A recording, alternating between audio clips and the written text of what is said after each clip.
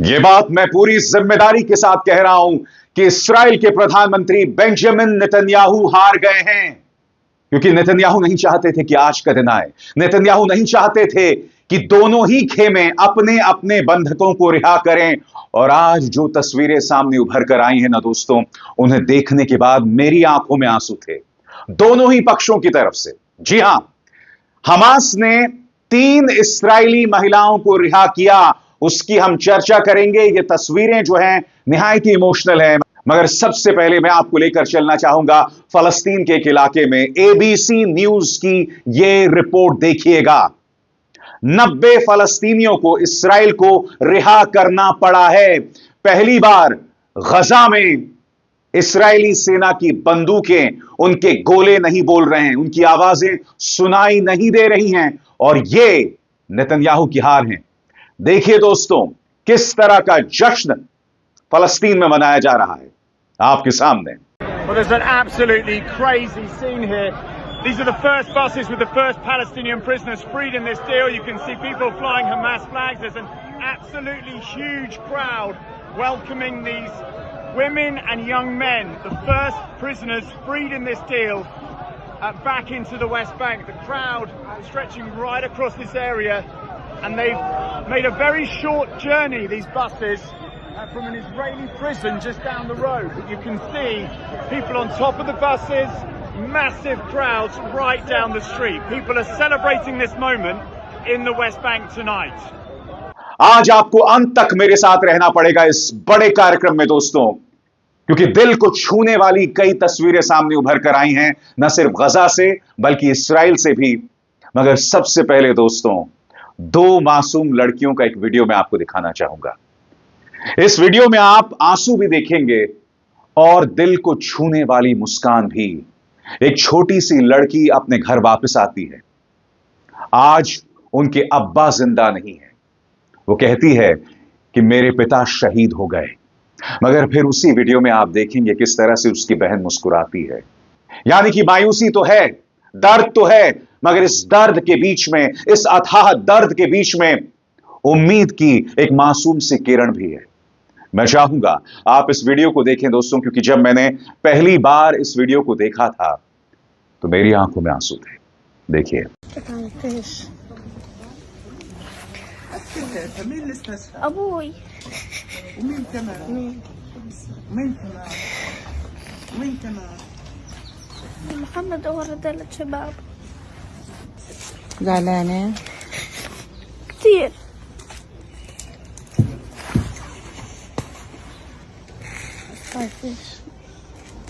انتي اختها؟ شو اسمك؟ علاء. بس انتي بعدك شطورة وبعدك حلوة ابتسامتك. ليه؟ لانهم شهداء صح؟ صح. مع الانبياء والصديقين ان شاء الله. الله يرحمهم. आज नेतन्याहू ये सब खत्म करना चाहते हैं। जी हां, इस्राएल के प्रधानमंत्री बेंजामिन नेतन्याहू ने एक बार फिर चेतावनी दी है कि अगर हमास ने गैर संजीदगी दिखाई तो हम गजा पर एक बार फिर हमला करेंगे। इस्राएली प्रधानमंत्री बेंजामिन नेतन्याहू को याद होना चाहिए कि गजा में मारे जाने वाले फलस्तीनियों का आंकड़ा, ऑफिशियल आंकड़ा 47,000 है, और अनऑफिशियल आंकड़ा यानी अनाधिकारिक जो आंकड़ा है वो 60 से 65,000 तक पहुंचा हुआ है। मगर इस व्यक्ति के अंदर जो भूख है वो खत्म होने का नाम नहीं ले रही है। हिंसा की जो हवस है वो खत्म होने का नाम नहीं ले रही है। नेतन्याहू ने क्या कहा है राष्ट्र के नाम अपने संबोधन में, वो भी मैं आपको बतलाऊंगा। मगर दोस्तों, सबसे पहले मैं आपको एक एक करके 4 तस्वीरें दिखा रहा हूं।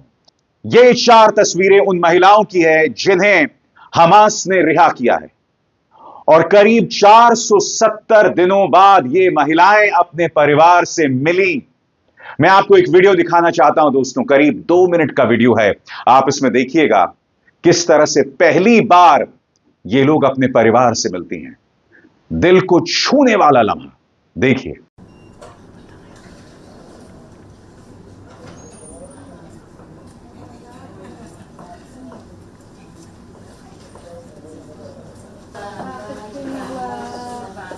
שהגעתי, אנחנו כבר מחכה לה.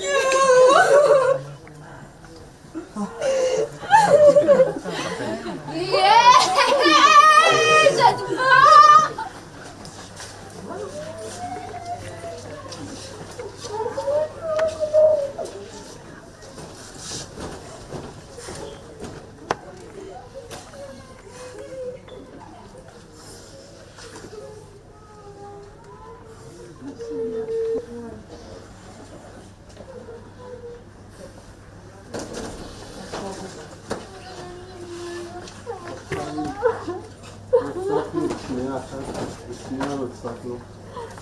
לא הסיכוי שנוותר על האחד שתחזירי אלינו. אין יום שלא חשבנו עליך, עשינו הכל מבוקר עד הלילה רק להחזיר אותך אלינו.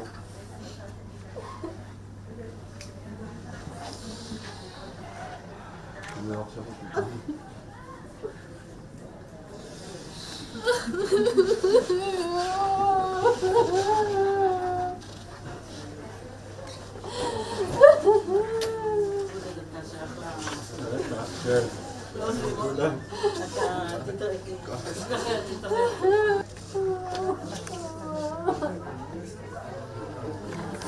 इस तरह की खुशियों के खिलाफ है बेंजामिन नेतन्याहू, क्योंकि नेतन्याहू जानते हैं कि अगर यह युद्ध रुक जाएगा तो उनका अपना वजूद खतरे में है। हो सकता है कि 10 साल के लिए उन्हें जेल में जाना पड़े, क्योंकि इस वक्त इस्राइल में उनके खिलाफ जो है भ्रष्टाचार को लेकर वहां की जिला अदालत में केस चल रहा है। इसीलिए एक बार फिर इस्राइल के प्रधानमंत्री बेंजामिन नेतन्याहू ने राष्ट्र के नाम अपने संबोधन में कहा है कि यह जो युद्ध विराम है वो अस्थायी है, टेम्पररी है, और मैं जब चाहूं हमला बोल सकता हूं। सबसे पहले मैं आपको बतलाना चाहता हूं कि नेतन्याहू ने राष्ट्र के नाम अपने संबोधन में क्या कहा है, आपके स्क्रीन पर। इस्राइल के प्रधानमंत्री बेंजामिन नेतन्याहू ने कहा कि अगर हमास के साथ युद्ध विराम के दूसरे चरण के लिए बातचीत विफल हो जाती है तो इस्राइल हमास के खिलाफ फिर से युद्ध शुरू करने के लिए तैयार है। इस्राइल और हमास के बीच रविवार 19 जनवरी से युद्ध विराम समझौते का पहला चरण लागू हो रहा है। इससे कुछ घंटे पहले टेलीविजन पर प्रसारित अपने भाषण में बेंजामिन नेतन्याहू ने कहा कि युद्ध विराम अस्थायी है और इस्राइल गजा पर फिर से हमला करने का अधिकार रखता है। उन्होंने कहा कि इसके लिए उन्हें अमेरिका के नवनिर्वाचित राष्ट्रपति डोनाल्ड ट्रंप का भी समर्थन हासिल है। युद्ध विराम समझौता होने के बाद भी नेतन्याहू को कई स्तर पर दबाव का सामना करना पड़ रहा है, जिसमें बंधक बनाए गए सभी लोगों की रिहाई की मांग करने वाले हजारों लोग शामिल हैं। और आपके सामने दोस्तों ये जो आप तस्वीर देख रहे हैं, ये तेल अवीव की तस्वीर है, शनिवार और रविवार की। हजारों की तादाद में लोग एक बार फिर सड़क पर उतरे। इन लोगों का आरोप है कि बेंजामिन नेतन्याहू की गलतियों की वजह से कई लोग मारे गए। उनका यह भी कहना है कि अगर बेंजामिन नेतन्याहू ने जल्दबाजी ना की होती, बेंजामिन नेतन्याहू ने अपनी जान बचाने के लिए देश पर यह युद्ध ना थोपा होता तो कई सैनिक जिंदा होते। ये लोग क्या कह रहे हैं आपकी स्क्रीन पर। शनिवार शाम को हजारों प्रदर्शनकारियों ने तेल अवीव में इकट्ठा होकर सरकार से मांग की कि वो युद्ध विराम के पहले चरण में अन्य बंधकों की रिहाई सुनिश्चित करें। बंधकों और लापता परिवारों के फोरम की सदस्य ग्याल अलकाले ने समाचार एजेंसी रॉयटर्स को बताया, हम 200 सैनिक और 10 से ज्यादा बंधकों की जान बचा सकते थे। उन्होंने कहा कि लोग बेवजह मारे गए क्योंकि सरकार कोई फैसला नहीं ले रही थी और ट्रंप का इंतजार कर रही थी। इस वक्त इस शख्स पर बिल्कुल भी एतबार नहीं किया जा सकता, क्योंकि युद्ध विराम की घोषणा होती है और उसके बाद कम से कम 120 फलस्तीनी मारे जाते हैं। जी हां, आतंकवादी ठिकानों पर हमला करने के बहाने यह शख्स जो है एक बार फिर बेकसूर फलस्तीनियों पर निशाना साध रहा है। मगर शुक्र है रविवार से गोलीबारी बंद है, बंदूकों की आवाज नहीं आ रही है, बम गोलों की आवाज नहीं आ रही है और यही वजह है कि लोगों में इस तरह का जश्न दिखाई दे रहा है।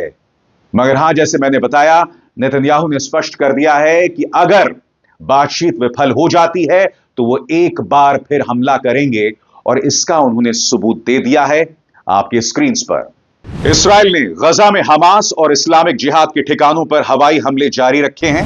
हमास के अधिकारियों का कहना है कि बुधवार को समझौते की घोषणा के बाद भी 120 से ज्यादा लोग मारे गए हैं। अगले कुछ हफ्तों में 1890 फलस्तीनी कैदियों के बदले में 33 बंधकों को रिहा किया जाएगा, यानी 33 इस्राएली बंधकों को रिहा किया जाएगा। समझौते की शर्तों के मुताबिक इस्राएल गजा से अपनी सेना को वापस बुलाना भी शुरू कर देगा और युद्ध विराम के बाद कई लोग राहत महसूस कर रहे हैं। सबसे ज्यादा राहत महसूस कर रहे हैं गजा के पत्रकार, क्योंकि आप जानते हैं दोस्तों, जब से यह युद्ध शुरू हुआ है, जब से इस्राएल ने गजा पर हमला शुरू किया है, कई फलस्तीनी पत्रकार मारे गए और उन्होंने नमाज अता करके खुदा का और हालात का शुक्रिया अदा किया। देखिए।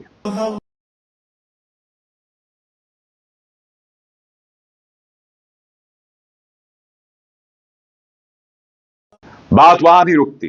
दुनिया भर में इस युद्ध विराम के लिए पूजा अर्चना की जा रही है और इस्राएल के खिलाफ भी नारे लगाए जा रहे हैं। सबसे पहले दोस्तों देखिए ये वीडियो जो न्यूयॉर्क से सामने उभर कर आ रहा है।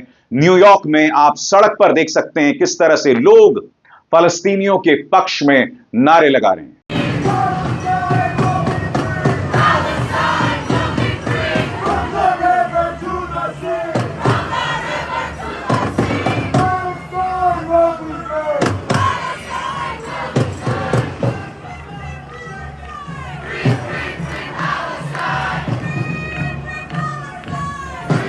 जहां न्यूयॉर्क में कुछ गिने चुने लोग ही सड़क पर उतरे होंगे, स्कॉटलैंड के लोग, जी हां, स्कॉटलैंड के लोगों ने एक स्वर में फलस्तीनियों के प्रति अपने समर्थन का ऐलान किया है। देखिए स्कॉटलैंड में क्या हो रहा है।